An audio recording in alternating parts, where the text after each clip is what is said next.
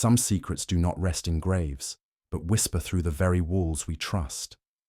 It begins here at 221B Baker Street, where a hidden skeleton, a forbidden society, and the return of a long-dead foe converge in a battle of reason against terror. Where are you tuning in from, and what time is it? Let me know in the comments. Now let us step across the threshold and follow the shadows to where the truth awaits. It was on one of those nights when London seemed to sink beneath its own weight of fog, the yellow haze curling against the panes of Baker Street and smothering the gas lamps so that their glow appeared like pale and sickly orbs, suspended in a gloom too heavy to disperse. The streets below lay muted. The rumble of wheels softened into distant echoes, as though the city itself had fallen into uneasy slumber. Within our rooms at 221B, however, there was no such quietude of mind. I had observed in Holmes that day a restlessness more profound than usual, a ceaseless energy that found no relief in his violin, nor in the clippings from the newspapers that he scattered about our table. He smoked incessantly, the coils of tobacco smoke mingling with the London mist seeping through the cracks in the windows, until our chamber itself seemed wrapped in an artificial fog. It was in such a setting, with the world beyond our windows resembling a half-formed nightmare, that I first felt a curious chill of foreboding. For reasons I could not name, an oppression hung upon the evening air, pressing not only upon the streets of London, but upon the very threshold of our rooms. I remarked upon it idly, but Holmes only lifted his eyes with that inscrutable look of his, as though some inner clock within him had already struck a warning note of which I, poor mortal that I was, could only dimly hear the reverberation. The clock upon the mantel had just struck 12 when the quiet of the house was shattered by a furious rapping at the street door. It was no timid knock of a late caller, but a desperate and frantic pounding that resounded through the stairwell with an urgency that froze the blood. Mrs. Hudson's alarmed voice rose from the hall, trembling with fear as she called up, "Mr. Holmes, doctor! There is someone at the door, someone in dreadful distress." Holmes was on his feet at once, his face pale but his eyes glittering with the sharp light of anticipation. He motioned to me with a single word, "Come," and together we descended the narrow stairs, the echoes of the knock reverberating even as Mrs. Hudson retreated into the shadows, wringing her hands. I confess that my own heart quickened with unease. There was in the sound of that summons something not merely urgent but sinister, as though the very rhythm of it spelled out a message of doom. Holmes flung wide the door. The fog, thick and clammy, rolled into the passage as though seeking entrance, and within that curtain of mist loomed the figure of a man. He staggered forward, his outline blurred in the lantern light from the hall, his movements unsteady and broken, as if life itself were deserting him, even as he clung to the last threads of strength. His face, what little could be discerned, bore the hollowed look of one pursued to the edge of madness. Before either of us could speak, the stranger pitched forward across the threshold, his weight collapsing heavily into my arms. I lowered him quickly, calling upon my medical training, though one glance sufficed to tell me the truth. Death had already set its hand upon this unfortunate soul. His skin was clammy, his breath rattled in his throat like the last gust of wind in an empty chamber, and his eyes rolled wildly as though seeking something he could no longer see. Holmes knelt beside me, his gaze fixed not upon the man's failing body, but upon his lips. With a convulsive effort, the stranger raised a trembling hand, pointing with dreadful insistence toward Holmes himself. In a voice no louder than a breath of wind, he uttered that name which I had heard so often in admiration and respect, but which now fell upon the air with the weight of a curse. Holmes. The last syllable seemed to exhaust him. A spasm crossed his face, his body stiffened, and with a faint gasp he sank back lifeless in my arms. I laid him gently upon the floorboards, my heart heavy with the futility of the attempt. Yet even in that moment of solemnity, my gaze was drawn to the object clutched in his rigid hand, a scrap of parchment, crumpled yet stubbornly held, as though it bore a message too vital to relinquish even in death. Holmes, with that cold precision of his, leaned forward and with deft fingers retrieved the paper. As the light from the hall fell upon it, I saw inscribed a single, chilling mark, our own address, 221B, scrawled in hurried strokes, accompanied by symbols so strange and grotesque, they seemed to dance upon the page like the letters of some forgotten code. For the first time in all my years beside him, I saw Holmes falter. His eyes, usually so quick to flash with triumph or reasoning, darkened with something I could not mistake: fear. He closed his hand around the parchment, his lips tightening into a line, and without another word he rose, turned upon his heel, and strode back into the sitting room above.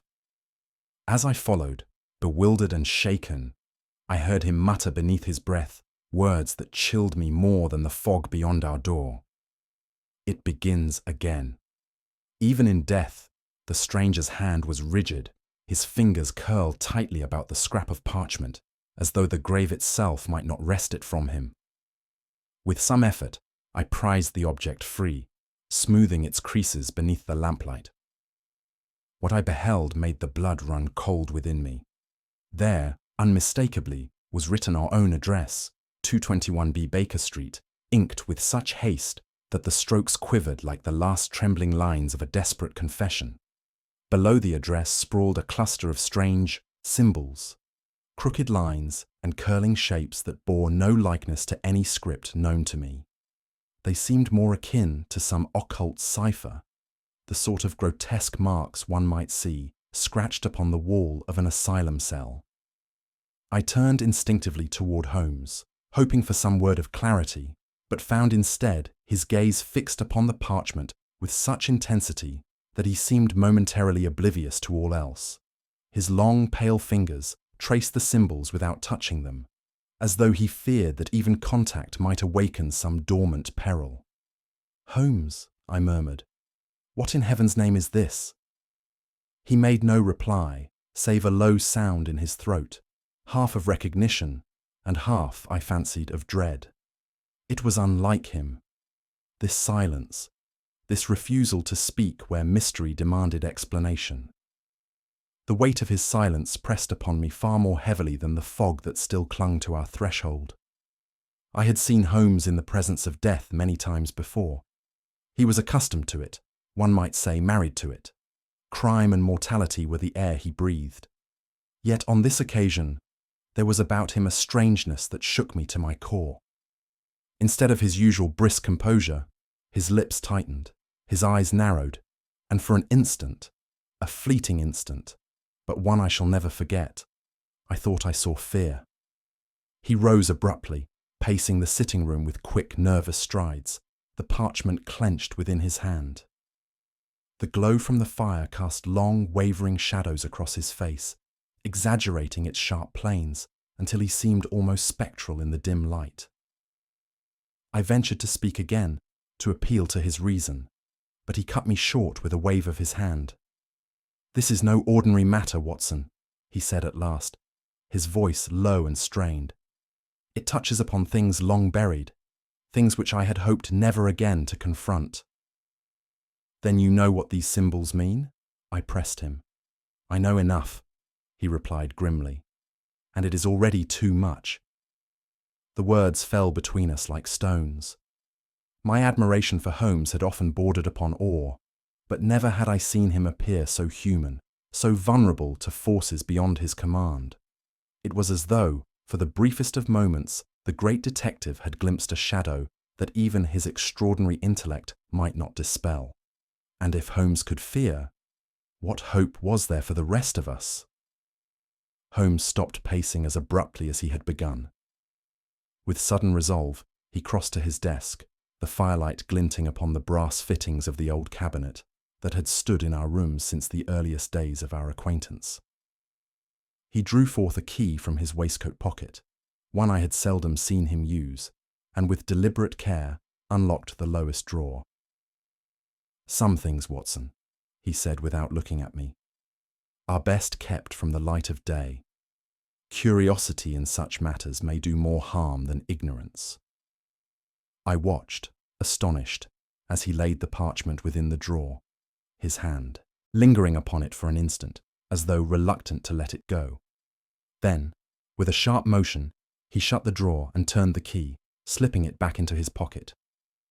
The sound of the lock snapping closed echoed through the chamber like the toll of a distant bell. Holmes stood very still, his back toward me, his figure cast in silhouette against the flickering fire. When at last he spoke, it was scarcely more than a whisper, yet it carried with it a weight that froze the marrow in my bones.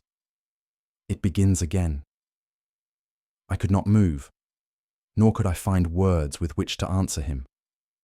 The dying man at our threshold, the sinister symbols, Holmes' uncharacteristic dread, all pressed upon me with the force of some gathering storm. Though I did not yet know it, that night marked the opening of a mystery unlike any we had faced before, one whose shadow fell not upon distant clients or far-flung intrigues, but upon our very home. One might have expected, after so startling an occurrence as the death at our threshold, that Holmes would summon cab and constable alike, scouring the night air of London for the source of so strange a visitation. Yet, to my astonishment, he did nothing of the sort. Instead, he turned his energies inward, as though the streets beyond our windows were of no consequence compared to the mysteries already nestled within our own four walls. He passed from room to room, his movements rapid yet deliberate, his eyes roving along the cornices, the skirting boards, and the darkened recesses where lamplight faltered. He tapped at the panels, pressed at the seams of the flooring, lifted books from their shelves, and returned them without a word. It was as though he expected the very fabric of Baker Street to yield its secrets under the pressure of his scrutiny. I ventured to ask, "Holmes, surely the danger lies without, not within?" He paused, the ghost of a smile flickering across his face. "You are mistaken, Watson. The world beyond our door has always been perilous, but it is here, beneath our very feet, that the real danger lies." A chill ran through me at his words. For the first time, I felt the uncanny sense that the safety of Baker Street, our sanctuary through so many trials, might be nothing more than a comforting illusion. That night, as the fog pressed heavily against the windows and silence settled like a shroud, I was stirred from uneasy slumber by a sound that set every nerve on edge.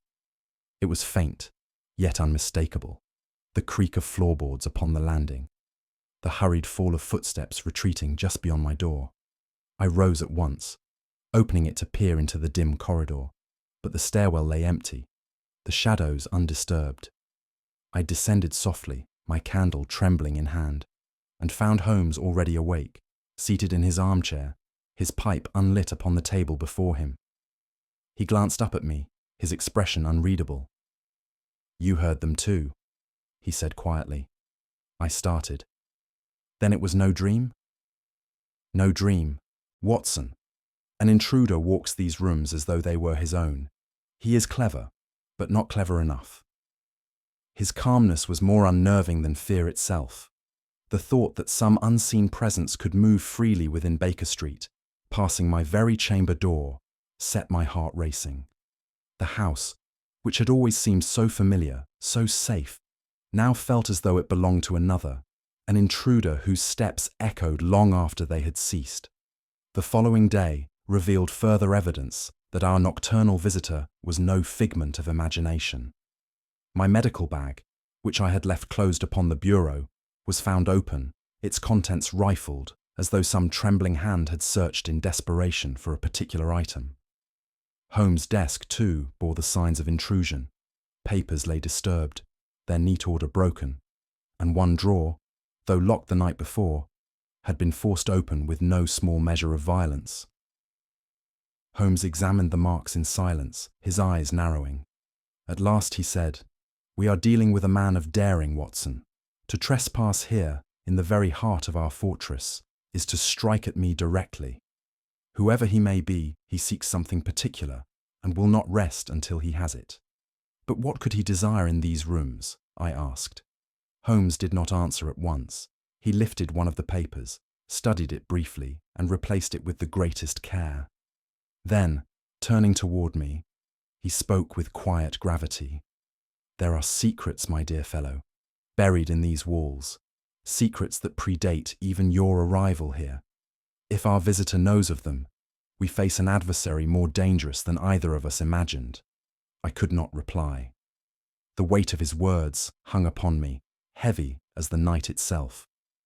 Baker Street, our refuge through so many ordeals, had become a house of whispers and shadows, and though no figure stood before us, the presence of that unseen intruder pressed close, as real as the fog beyond the panes. On the following morning, while Holmes examined the scratches upon his desk with relentless precision, Mrs. Hudson came timidly into the room. Her hands, clasped tightly in front of her, betrayed her agitation, and her eyes wandered nervously about, as though fearful of unseen listeners. "Mr. Holmes," she began, her voice quavering, "this is not the first time I have felt something amiss within these walls." Holmes looked up sharply. "Explain yourself, Mrs. Hudson." She glanced at me for reassurance, then continued, "It must have been 5, perhaps 6 years past, long before Dr. Watson took up his rooms here. One night, I heard voices, low, urgent voices, coming from behind your locked door. Yet you were away from London at the time, sir, as I later learned. I thought it strange, but dared not inquire. The sounds ceased after that night, and I told myself it was only my fancy. But now—" Her voice broke, and she twisted her hands together. "Now I fear it was no fancy at all." Her words struck me with an uncanny force. To imagine that these rooms, so long the setting of our shared labours and triumphs, might have sheltered unknown visitors in Holmes's absence, filled me with deep unease. Holmes, however, betrayed no outward emotion. He inclined his head gravely, as though filing her testimony into some inner ledger, but he spoke no word of comfort. Mrs. Hudson withdrew, leaving behind her silence, and in that silence I felt more keenly than ever that Baker Street itself was steeped in shadows yet undisclosed. That same day, Holmes dispatched me on an errand to a neighbour, an elderly woman who occupied rooms across the way. I found her seated at her window, a shawl drawn tightly about her shoulders despite the warmth of the fire. Her eyes, sharp and penetrating for her years, fixed upon me as I made my inquiry. "You are Dr. Watson," she said at once. "You and Mr. Holmes dwell across the street." I assented, and she leaned forward with a strange intensity. "Then you will know of the man. He comes at night, always at night. He stands beneath the lamppost, there by your corner, and gazes up at your windows. Hours he will stand, motionless as a statue, watching, watching." A chill ran through me. "When did you first observe this figure?" "Many months ago," she whispered, "but more frequent of late. I thought at first he was some vagrant of the streets, but no. His coat is well kept, his manner deliberate. He is no ordinary loafer, sir. He waits for something." When I returned with this intelligence, Holmes listened in silence, his fingers steepled beneath his chin. At last he said, "The net tightens, Watson. The enemy no longer contents himself with secret footsteps and rifled drawers. He watches us openly, boldly, as though to remind us that his eyes are upon us even in the heart of our home." I confess, as I looked upon the fog-draped street from our window that night, I half expected to see the figure myself, tall, still, unyielding beneath the glow of the lamplight. And though the street appeared deserted, the conviction remained with me that unseen eyes were fixed upon us from the shadows. That night, sleep eluded me.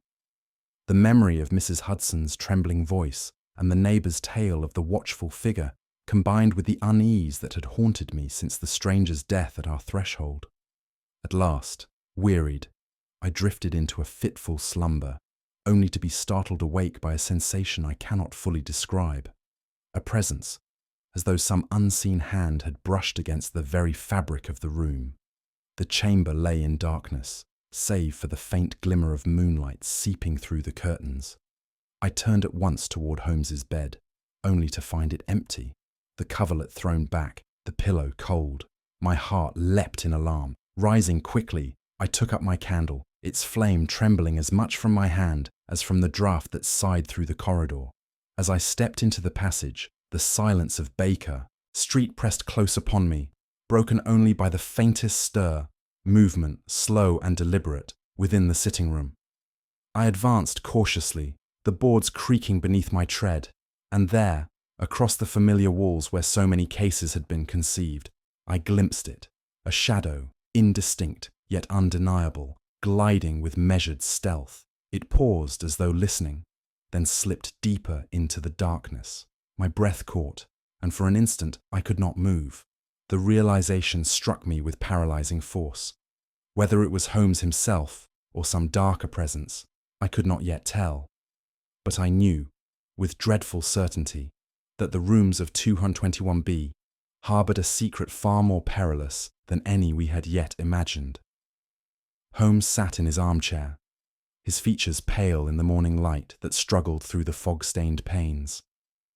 For long minutes after the events of the night, he had said nothing, his eyes fixed upon the cold ashes of the hearth, as though seeking in their grey remains the traces of some older fire. At last, with a heaviness that astonished me, he spoke. "Watson," he said, his voice low, "there is a chapter of Baker Street's history which I have never shared with you. Perhaps I erred in that omission. Perhaps, too, I sought to bury it in silence. Yet the dead are restless, and it seems they have risen again to demand remembrance." I leaned forward, sensing the weight of his confession. "Before you came to these rooms," Holmes continued, "they were not empty. Another man lodged here, a tenant who stayed but briefly, yet whose presence has never entirely left. His name I shall not utter lightly, for to do so is to summon shadows best left sleeping. But know this, his residence here was no ordinary arrangement. Trouble clung to him as the fog clings to these streets, and even then, I suspected that Baker Street had become entwined with a darker fate." Holmes fell silent, his gaze fixed upon the window where the world outside lay drowned in mist. In that silence, I felt the very walls pressing closer, as though the house itself listened to his words with grim anticipation. At length, Holmes rose and began to pace the room, his voice sharpening as he spoke, like steel drawn from a scabbard. "The man was no ordinary lodger, Watson. He was my rival, a mind of uncommon brilliance, though twisted by arrogance and vanity. He challenged me at every turn, not merely in the realm of intellect, but in the very philosophy of detection. To him, truth was a prize to be bent and moulded for ambition's sake. To me, it has always been an end in itself." I listened, astonished. Rarely did Holmes confess to equals, still less to adversaries. "He vanished," Holmes went on, "vanished as though the fog had devoured him. One evening he walked these very floors, and the next, no trace remained. Some whispered he had fled London, others believed he met a more sinister fate. Yet no official record was kept, and the matter was allowed to pass into obscurity. Only I knew how unnatural his disappearance truly was." His words chilled me. I recalled the whisperings of Mrs. Hudson, her tale of voices behind locked doors, and the watcher in the street. Could it be that all these things pointed back to this forgotten man? I ventured to ask, "You suspect foul play?" Holmes paused, his hand resting upon the mantelpiece, his eyes shadowed. "I suspect many things, Watson, but until now I lack the evidence. Today, however, the past presses upon us with dreadful urgency." His tone was grave, and I confess a doubt stirred within me, an unworthy but insistent thought. Did Holmes conceal some truth about the fate of this vanished rival? Holmes turned suddenly to the shelves, pulling forth ledgers thick with dust, their covers worn by years of neglect. He spread them upon the table, their brittle pages filled with the cramped hand of long-forgotten clerks. "These," he said, "are the rent records of Baker Street, kept faithfully by Mrs. Hudson's predecessor. Note here." He tapped at an entry, the ink faded but legible. "The The rival's tenancy is recorded, but with peculiar notations, symbols, abbreviations, as though his very presence defied ordinary accounting.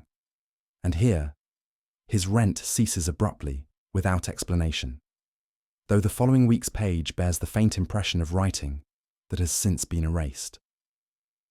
I bent closer, my heart quickening as I saw the faint indentations upon the page. It was as though a ghostly hand still lingered there, trying to press its warning into the paper long after its ink had faded.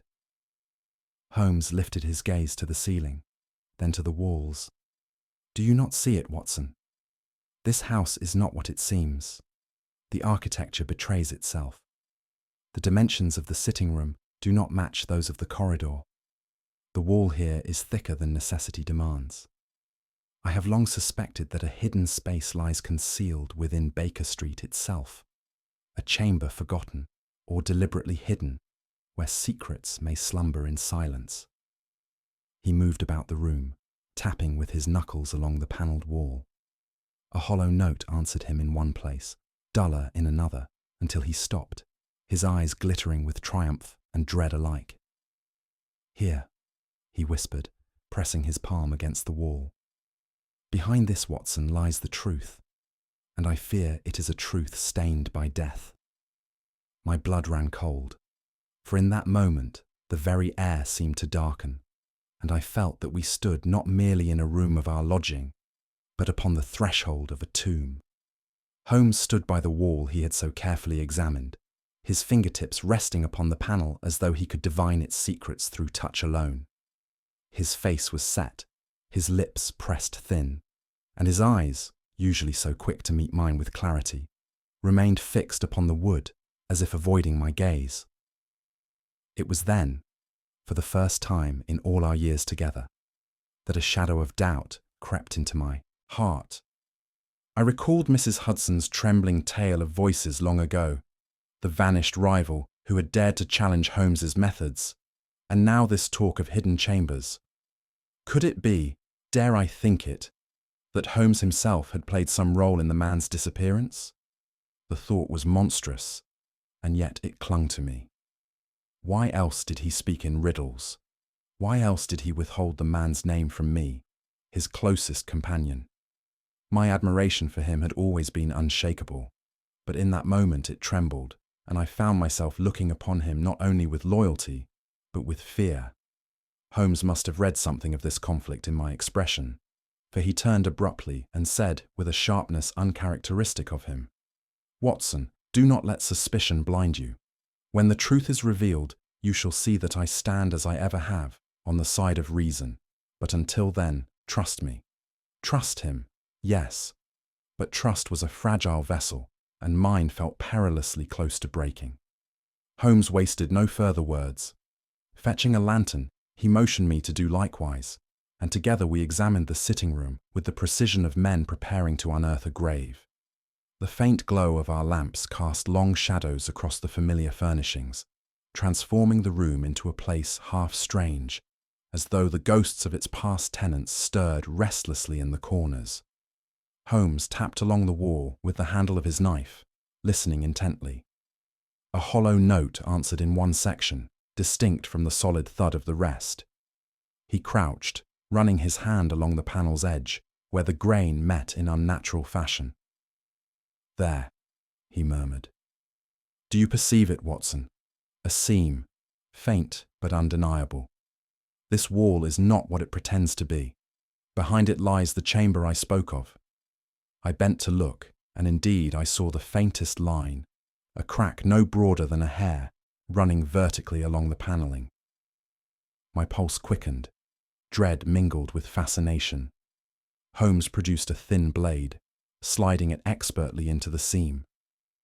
With a sharp twist, the panel shifted ever so slightly, the sound of splintering wood breaking the silence like a cry in the dark. We pressed further, the gap widening until at last, with a shudder, the hidden panel gave way. A draught of cold, stale air poured forth, carrying with it the scent of age and decay. We lifted our lanterns high, peering into the black maw of the concealed chamber, our faces pale in the wavering light. The sight that met our eyes froze me to the marrow. There, slumped against the far wall of the narrow cavity, lay the remains of a man. The bones, yellowed and brittle, were clothed in the tattered remnants of garments that had once been of fine quality. A long coat hung in tatters upon the frame, the fabric stiff with time. Around the neck, still clinging to the collarbone, was a strip of discoloured cloth that might once have been a cravat. My lantern shook in my hand. I felt the air of the room thicken, as though the house itself exhaled the breath of its secret. Holmes stepped forward, his face composed, though his eyes burned with that cold fire of discovery. He knelt by the remains, examining them with a detached precision that contrasted starkly with the horror that gripped me. "Note the angle of the skull, Watson," he said quietly. "The fracture here suggests a violent blow. This man did not die of natural causes. He was murdered, and his body hidden within the very walls of Baker Street." The words struck me like a thunderclap. I staggered back, my mind reeling. All my suspicions returned in force. Had Holmes, in some earlier time, dispatched his rival and sealed him within this dreadful tomb? My heart rebelled at the thought, yet the evidence lay at my feet, staring with empty sockets from the darkness. I turned to Holmes, my voice hoarse. "You knew, did you not? You knew this would be here." Holmes rose slowly, his expression unreadable. "I suspected," he replied, "but suspicion is not knowledge. Now, at last, we know." The lantern light flickered across his features, casting them into shadow. And in that moment, as I stood amidst the silence of the dead, I could not be certain whether I looked upon Sherlock Holmes, my friend and comrade, or upon a man whose secrets might prove darker than any case we had ever pursued. The discovery of the skeleton within the wall of our sitting room struck me with a horror I shall never forget. Yet the grim business of the law is such that even bones, once unearthed, must be catalogued and classified. In the days that followed, officials of the police came and went, their faces pale as they carried forth the remains from the rooms which had so long been our sanctuary. Through their inquiries, and with the aid of neighbours whose memories reached back beyond my own tenure at Baker Street, the identity of the unfortunate was at last confirmed. He was indeed the lodger Holmes had spoken of, an obscure yet ambitious scholar, remembered by some for his eccentric manner and by others for the arrogance that had made him enemies. His sudden disappearance years ago had passed into local rumour, but no trace of him had been found until now. The effect upon me was chilling. Here was no nameless stranger, but the very man Holmes had described as his intellectual rival. To think that his bones had lain concealed all these years within the walls of our own rooms filled me with a dread that the familiar furniture and hearth could no longer dispel. Baker Street itself seemed tainted, as though the house had conspired with fate to hide its ghastly secret. It was on a grey morning, the fog pressing heavily against the windows, when Inspector Lestrade arrived. His countenance was grave, and though he spoke with his usual blunt civility, there was in his manner a restraint that made me uneasy. "Mr. Holmes," said he, "I have come not merely as an officer of the law, but as a man who has long respected your service to justice. Yet I cannot disguise it. The evidence in this matter points in a direction most disturbing." Holmes regarded him with calm detachment, though I could see the tightening of his jaw. "Speak plainly, Lestrade. Whom does the evidence accuse?" Lestrade hesitated only a moment. "It accuses you, sir. The man was last seen in this very lodging. You yourself admit him to have been your rival. His remains are found bricked into your wall. And now," he drew forth a bundle of papers, "we have testimony from neighbours who recall heated quarrels between you and the deceased. The law compels me to consider what to my mind seems unthinkable, that Sherlock Holmes had cause to rid himself of a rival and the means to conceal the crime." The words fell like a hammer blow. My indignation rose at once, yet when I turned to Holmes, expecting an immediate rebuttal, I found him silent, his eyes fixed upon some distant point, as though he weighed the words not with outrage, but with grim reflection. That silence more than the accusation itself, shook me to the core.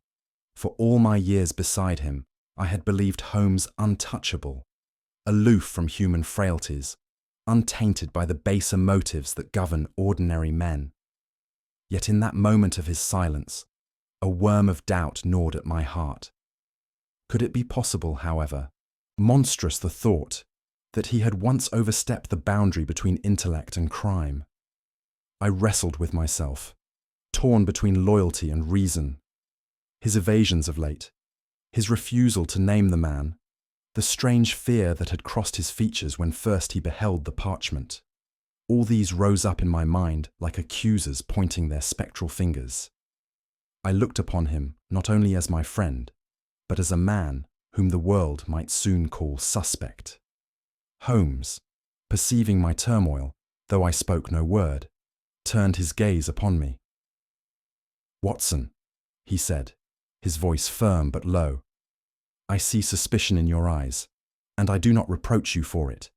The evidence is damning, and I have given you little with which to defend me. But believe this, though the truth is buried deep, I shall unearth it. The man was slain, yes, but not by my hand. Another shadow moves within these walls, and it is he, not I, who is guilty of this crime." His words struck me with mingled relief and dread. Relief, for I longed to believe him still innocent. Dread, because if what he said were true, then the enemy we faced was one bold enough to strike at us within the very sanctum of Baker Street. And yet, even as I listened, a voice within me whispered, was Holmes telling me the whole truth? Or was there some part of this dark history which even he dared not confess?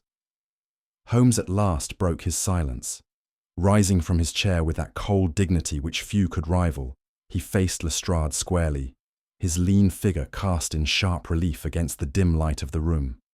"Inspector," he said, his voice measured and icy, "your duty compels you to suspect, but reason compels you to see. The man whose bones have been brought to light did not meet his fate by my hand. He was murdered, yes, but by another." Lestrade's eyes narrowed. "And you know the culprit?" Holmes inclined his head ever so slightly. "I know enough, more than enough, but the hour is not yet ripe to speak the name." I felt a pang of dismay at these words. That Holmes should proclaim his innocence was no surprise, but that he should withhold the identity of the true culprit, if indeed he possessed it, struck me as dangerous folly. To Lestrade, it appeared arrogance. To me, it seemed the posture of a man concealing some dreadful truth. The inspector pursed his lips. "Then I must treat your silence as I would any man's, with suspicion." Holmes did not flinch. His gaze was steady, his composure unbroken, yet I saw that shadow of unease still lingering about his eyes. And it was that unease, not Lestrade's accusation, that gnawed most bitterly at me. The atmosphere within Baker Street grew thick with tension, as though the very walls recoiled from the conflict within. Lestrade, standing with arms crossed, pressed his case with a dogged persistence. "You have motive, Mr. Holmes. You have proximity. And now you admit knowledge of another hand, yet you refuse to give it. How then can I distinguish your silence from guilt?" Holmes drew himself up, his expression one of austere defiance. "Because, Inspector, I stand upon a truth you are not yet equipped to comprehend. To reveal what I know prematurely would endanger not only myself but others besides. Patience is demanded of you." Lestrade turned to me, perhaps hoping for support, but I found myself torn. My heart longed to defend Holmes, to declare my faith in him beyond doubt. Yet my reason faltered. I remembered the rival of whom he had spoken, the quarrels whispered of by neighbours, the skeleton sealed within our wall. Against such evidence, even friendship quivered like a candle in a draught. Holmes must have felt the rift, for he looked from Lestrade to me, his eyes dark with unspoken reproach. "So, even you, Watson," he said quietly, "even you falter." The words cut me deeply. Never had I felt more divided, torn between loyalty and the creeping suspicion that my friend, the man I had trusted with my very life, was withholding a truth so black that even I was not permitted to know it. That night, long after Lestrade had departed with his grim warnings, I found myself alone in our sitting room. Holmes had retreated into his own chamber, leaving me restless and troubled. My gaze wandered about the room until it fell upon his violin case, lying half open upon the table. It was unlike him to leave so prized an instrument thus exposed, and in my unease I drew it nearer. Within, beneath the instrument itself, lay a small leather-bound book, no larger than the palm of my hand. Its cover was unmarked, its edges worn. Compelled by dread curiosity, I opened it, only to find its pages filled not with music, but with lines of cipher, cryptic symbols and coded entries, as strange and forbidding as those upon the parchment wrested from the dying man. My blood chilled. Here, hidden within Holmes's own case, was a diary of sorts, yet written in a language not meant for ordinary eyes. The thought struck me with cruel force. Was this the record of Holmes's own secret dealings, or the confession of some darker alliance? At that moment I heard a step behind me. Holmes stood in the doorway, his face half-shadowed, his eyes fixed upon the book in my hands. For a long breath, neither of us spoke. The silence was more terrible than any accusation, and in it I felt the fragile thread of our friendship strain to its very breaking point. When morning broke, the coded diary lay upon our table, its ciphered characters staring up at us with silent menace. Holmes had spent the better part of the night bent over it, his long fingers drumming upon the cover, his eyes gleaming with that cold fire I knew so well. Yet even his extraordinary intellect required hours before the symbols began to yield their meaning. At last, he pushed the book toward me, the lamplight accentuating the hollows of his cheeks. "Observe, Watson," said he. "This is no mere record of idle thoughts. It is the charter of a society cloaked in secrecy, whose members style themselves not criminals, but visionaries of forbidden science." I bent over the pages he had translated. The words chilled me to the marrow. Talk of experiments conducted beyond the pale of morality, of life tampered with, of death manipulated as though it were but another element in the chemist's flask. The tone was cold, clinical, yet beneath it pulsed a feverish ambition that seemed to border on madness. "The tenant," Holmes continued, "was one of them. See here.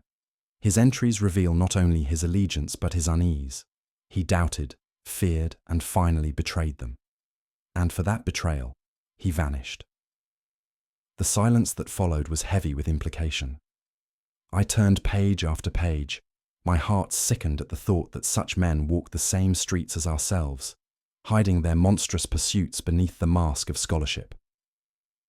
Holmes rose and paced the room, the diary in hand, his voice low but fierce. "The man whose bones we found was no victim of chance, Watson. He was ensnared in his own web. Once their ally, he turned informer, feeding me fragments of their designs.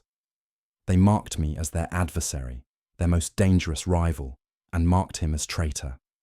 It was his doom and my peril." I could scarce believe what I heard, that Holmes, my companion, my friend, had for years stood in opposition to a society so secret and so sinister, filled me with awe, and yet with fear. Why had he never confided this to me? What darkness had he borne alone, while I remained ignorant at his side? The diary's entries grew ever more damning.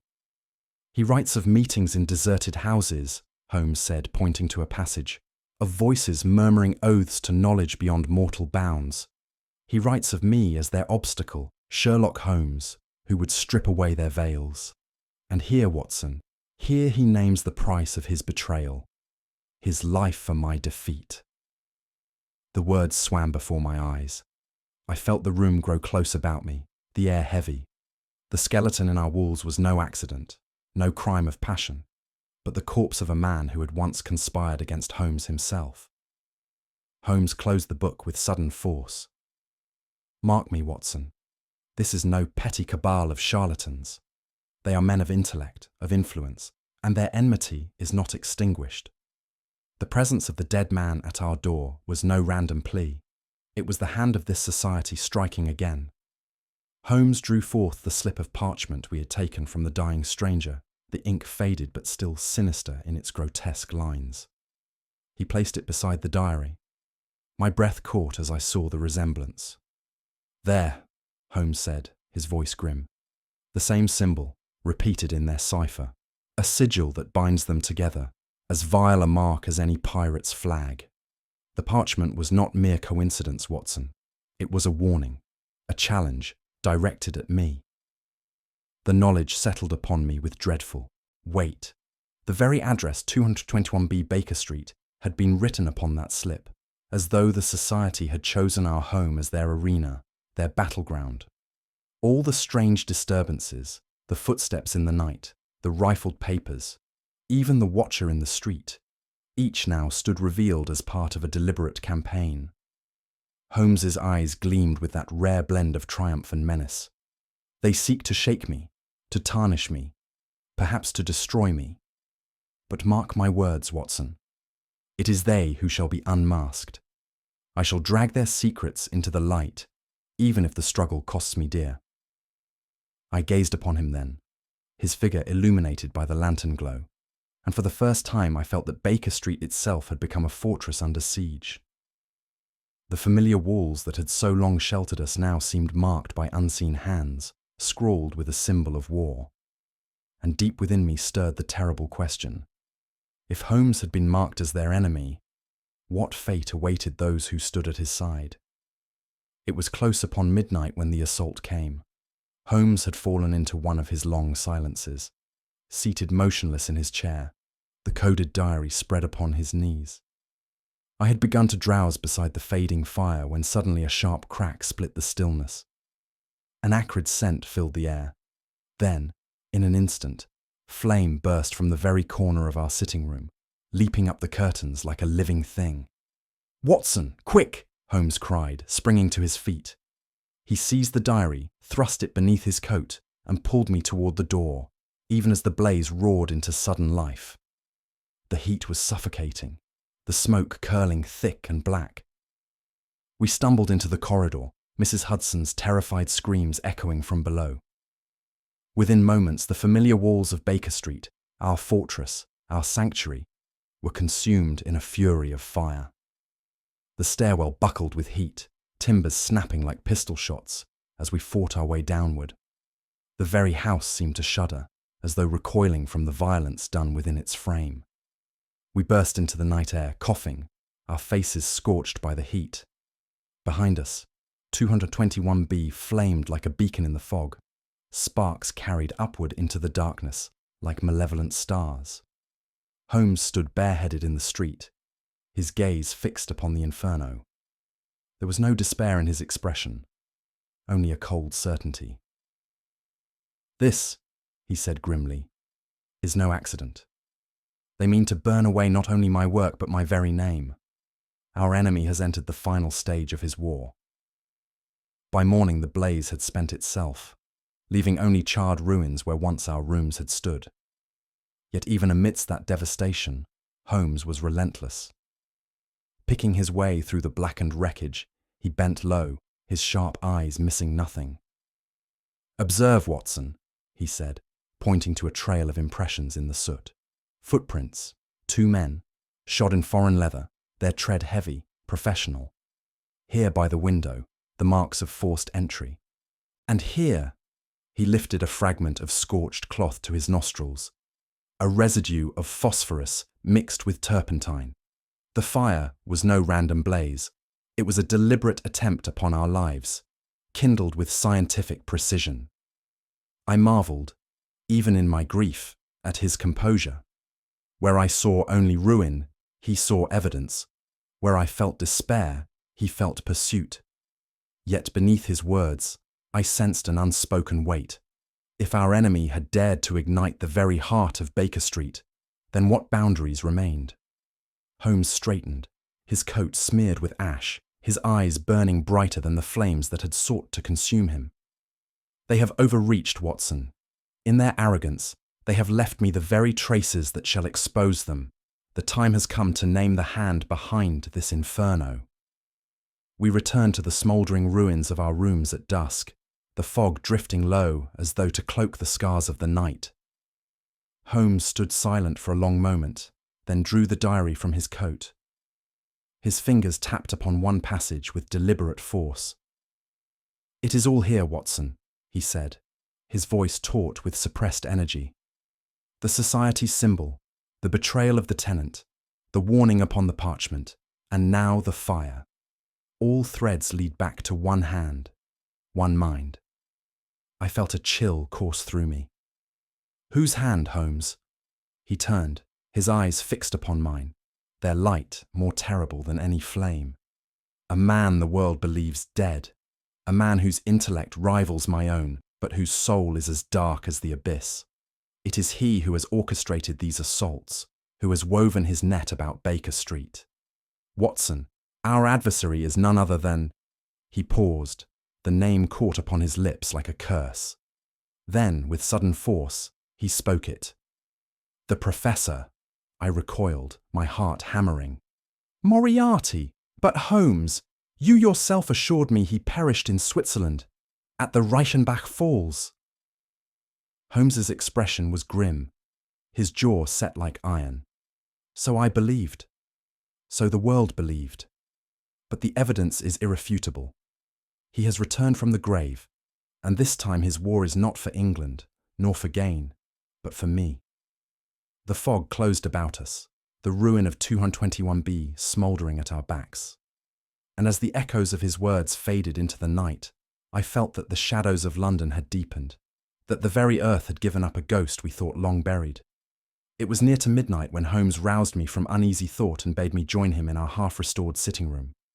Though much of Baker Street still bore the scars of the fire, Holmes had contrived to restore order, and now the familiar chamber was arranged with a precision that bespoke deliberate design. Every lamp was placed at a calculated angle, every chair set with mathematical care, as though the room itself had become an apparatus in some grand experiment. "Holmes," I ventured, "what is it you intend?" He gave me no answer beyond a thin smile. His lean figure stood in the glow of the lamplight, his hands clasped behind his back, his eyes fixed upon the doorway as though awaiting an arrival already foretold. The air was heavy, expectant, as though the very walls strained to hear. "Watson," he said at last, his voice low, "the hour approaches when truth must step forth from shadow. Remain vigilant, but ask me nothing until the game is played. Words may only arm our adversary." His composure was unnerving, his silence more dreadful still. I could not shake the sensation that the storm which had long gathered above Baker Street was about to break within these very walls. The clock had scarcely struck 12 when the faintest stir disturbed the corridor beyond our door. A board creaked, then another. Holmes raised a hand, signalling silence, and in the next instant the door swung wide. A figure stepped forth, tall, gaunt, the face wasted by years but the eyes burning with malign vitality.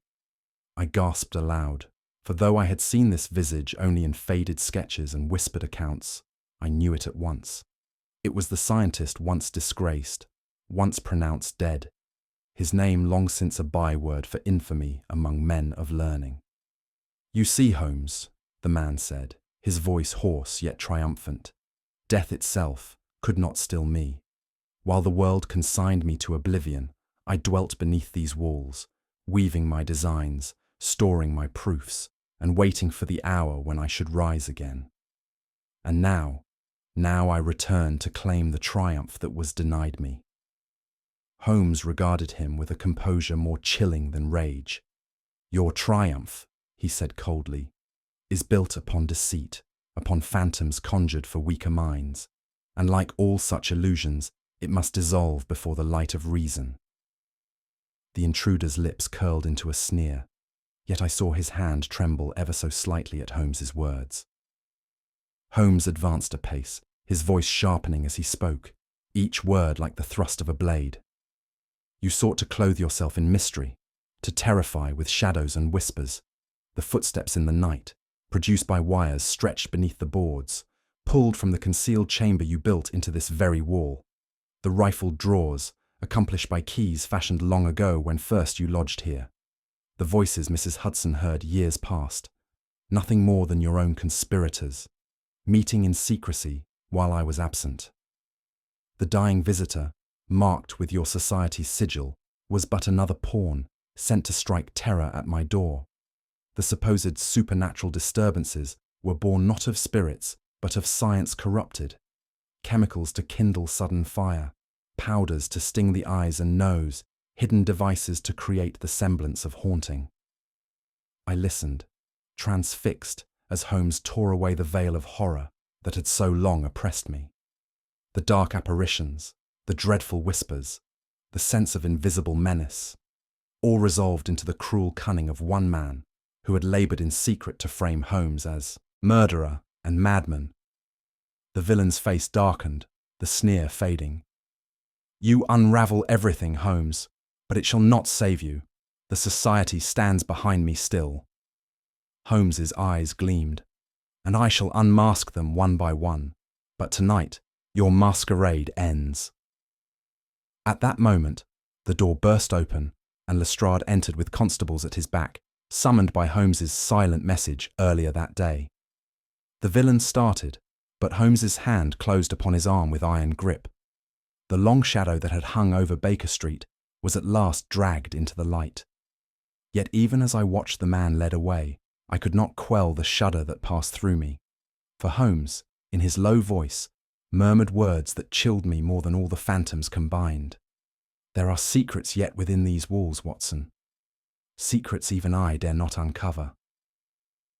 The intruder stood rigid, his gaunt face lit by the lamplight, the sneer of defiance upon his lips. You accuse, Holmes, but where is your proof? You have only bones in a wall, ashes in a hearth, and whispers of a society no man can name. Holmes's eyes flashed coldly as he stepped forward. Proof, sir, is the chain that binds you, each link forged by your own hand. The tenant's skeleton speaks not of time's decay, but of violence, his skull fractured, his body concealed in a chamber only you knew. The voices heard years ago, your accomplices, convening in secrecy within these walls you had corrupted, the fire that gutted this house, your agents, whose boots I traced in soot, whose chemicals I smelt in the smoke. The man faltered, his hands tightening into fists. Holmes pressed on with merciless clarity. You sent the dying man to my door, marked with your symbol, that his last breath might brand me with suspicion. You left the ciphered diary in my own violin case, believing discovery would cast me as conspirator. And you thought to hide behind shadows, to frighten with phantoms. But I see through phantoms, sir, as one sees through mist to the lamp that burns behind it. The villain's bravado wavered. His words came out harsher, shriller, as though to mask his failing ground. You cannot touch the society. Even if I fall, they endure. Holmes's lips curved in a thin, cutting smile. Endure, perhaps, but leaderless, toothless, and trembling in the dark. Holmes motioned to Lestrade, who had remained in grim silence through much of the exchange. Inspector, observe how the web was spun. The society feared exposure, for their pursuits skirted the abyss between knowledge and blasphemy. But how to silence the one man who might unveil them? By transforming him into the very monster they wished the world to see. His gaze fell upon me, his tone sharp as a surgeon's blade. They contrived to plant evidence within these rooms, Watson. The parchment naming 221B, the diary in my violin case, the body in the wall, all designed to brand me as murderer. And by staging disturbances of a supernatural cast, they played upon human dread. Knowing even you, my staunchest ally, began to waver. I coloured deeply, for I could not deny it. Holmes's words struck home like a lash. They meant to isolate me, Holmes continued, to rob me of reputation, ally, and home. The fire was their final stroke, obliteration of my records, destruction of my standing, death for myself and for you, Watson, if fortune had not been swift. But in their arrogance, they left traces, footprints, chemical residues, symbols that revealed their hand. And tonight, in their own pride, they have walked willingly into the snare. Lestrade's face hardened, his eyes flashing with grim resolve as he signaled his men. The scientist's shoulders slumped at last, the defiance draining away, leaving only the hollow shell of a man who had plotted long in shadow but could not withstand the blaze of deduction. When the villain had been secured and led from the room, the silence that followed was profound. The air seemed to exhale, yet my own heart remained heavy. Baker Street itself felt altered, as though the house carried scars no fire could erase. Holmes stood at the window, his profile etched in the lamplight, his gaze distant. At length he spoke, not to Lestrade, who busied himself with orders below, but to me alone. "Watson, you see now how cunning seeks to mask itself in terror, how men of intellect pervert reason into weapon. Yet even in defeat, they leave behind shadows. This house has borne witness to schemes darker than you know." I stepped toward him.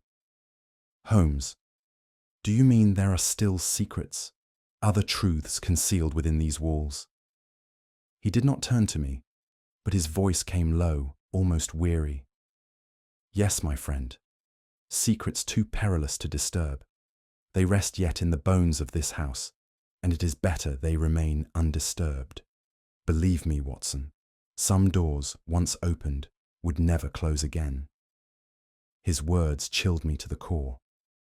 For though the villain was taken, though justice had been served, I could not shake the feeling that Baker Street itself had become a tomb of enigmas, and that even beside Holmes, I would never truly know all that lurked in its shadows. As I looked upon him, silent and inscrutable, I realized that my companion, the man I admired above all, was himself a keeper of mysteries as impenetrable as any case we had ever faced. And in that realization lay a truth more haunting than all the rest, that 221B Baker Street, so long my home, would forever stand as a place where light and shadow dwelt side by side, and where some secrets, even in victory, must remain forever hidden. Holmes sat back in his chair, his sharp profile half lit by the dying glow of the lamp. For a long moment he regarded the smoke curling upward from his pipe before speaking. "Evil, Watson, is rarely content with brute force alone. It cloaks itself in shadows, in superstition, in fear. Yet the simplest, deduction, patiently applied, will strip away illusion and leave only truth. That is the only light strong enough to burn through darkness. And now a question for you. What do you believe was the mastermind's gravest error? Underestimating Holmes's reason, or overestimating the power of fear? Share your thoughts in the comments, and if you enjoyed this mystery, do subscribe and share it with others who love a good Sherlock Holmes tale.